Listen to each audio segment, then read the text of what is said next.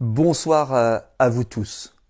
Aujourd'hui, je veux aborder la question très grave des rapports entre la France et la Chine. Pour la première fois, la presse française ose parler du fameux laboratoire P4, le fameux laboratoire P4 à Wuhan.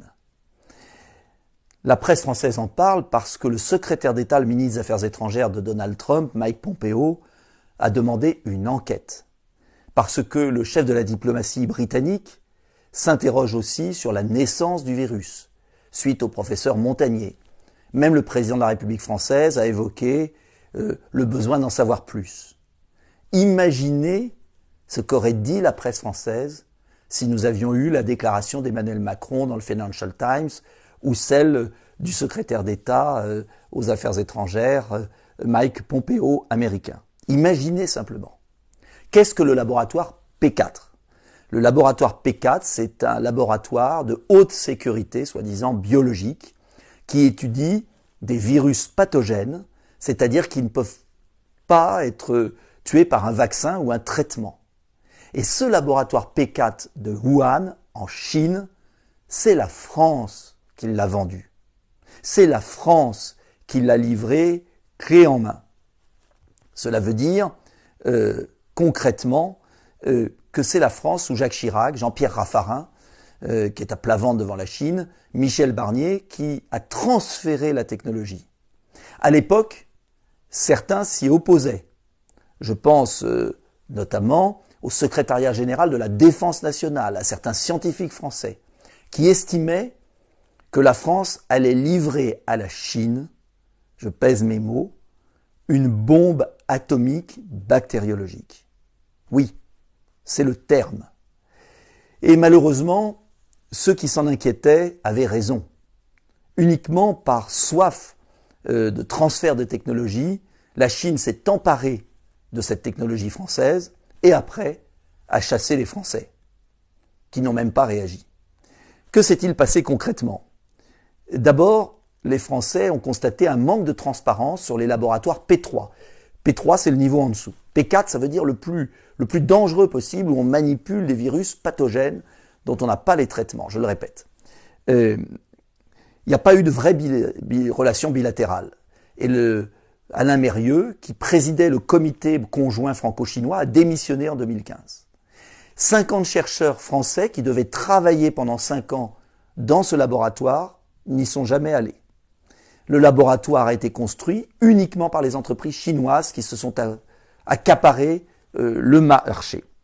Et enfin, en janvier 2018, lors de l'ouverture, inaugurée d'ailleurs par le Premier ministre Cazeneuve avant, et puis l'ouverture en janvier 2018, l'ambassade américaine a décelé de graves lacunes de sécurité dans ce laboratoire P4 vendu, je vous le répète, par la France. Même des médias chinois, en février 2020, ont estimé qu'il y avait des choses bizarres qui s'étaient produites et peut-être des animaux de laboratoire qui auraient été vendus sur le marché à côté.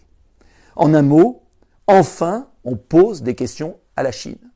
Mais ce que vous devez savoir, c'est que l'OMS, Organisation mondiale de la santé, n'a toujours pas été autorisée à mettre le pied en Chine pour vérifier ce qui s'est passé. L'omerta totale des autorités chinoises est extrêmement suspecte. Alors je ne sais pas ce qui s'est passé. Personne ne le sait. Mais si les Américains, le président américain d'ailleurs, Donald Trump, parle depuis longtemps de virus chinois, c'est qu'il y a des informations. Et j'aimerais que la France se relève, que la France soit debout, que la France ne soit pas dépendante. Vous savez que Lénine disait que les capitalistes sont prêts à vendre la corde qui va les pendre. Eh bien, la France a vendu la corde avec laquelle nous sommes pendus aujourd'hui peut-être. Et en tout cas, on ne peut pas accepter cet état de dépendance permanente. Le général de Gaulle voulait une France libre, indépendante. Il ne s'agit pas d'épouser le camp américain au détriment du camp chinois. Le 21e siècle sera la grande confrontation entre deux immenses puissances, les États-Unis et la Chine. La France doit garder son indépendance absolue et des coopérations européennes intelligentes doivent avoir lieu pour affronter ces deux superpuissances, mais pas par Bruxelles, pas par l'Union européenne, uniquement par des coopérations d'intérêt France, Allemagne, Angleterre, Italie. C'est la seule solution pour peser. En attendant, cela veut dire que nous devons retrouver notre liberté. Nous devons arrêter de vendre notre âme à la Chine. Nous devons demander une enquête indépendante de l'Organisation mondiale de la santé avec des experts français, américains, anglais, allemands, pour aller voir ce qui s'est vraiment produit. C'est la condition pour vaincre cette terrible épidémie. Nous devons savoir d'où elle vient, comment elle est née. Et la Chine ne peut pas continuer à humilier le monde avec ce virus chinois qu'elle a envoyé à travers le globe. Ce n'est pas possible. Nous devons demander des explications à la Chine. C'est impératif et nous devons en savoir plus. Enfin, j'espère que la vérité apparaîtra et je vous demande de diffuser le plus largement possible cette vidéo. Bonne soirée.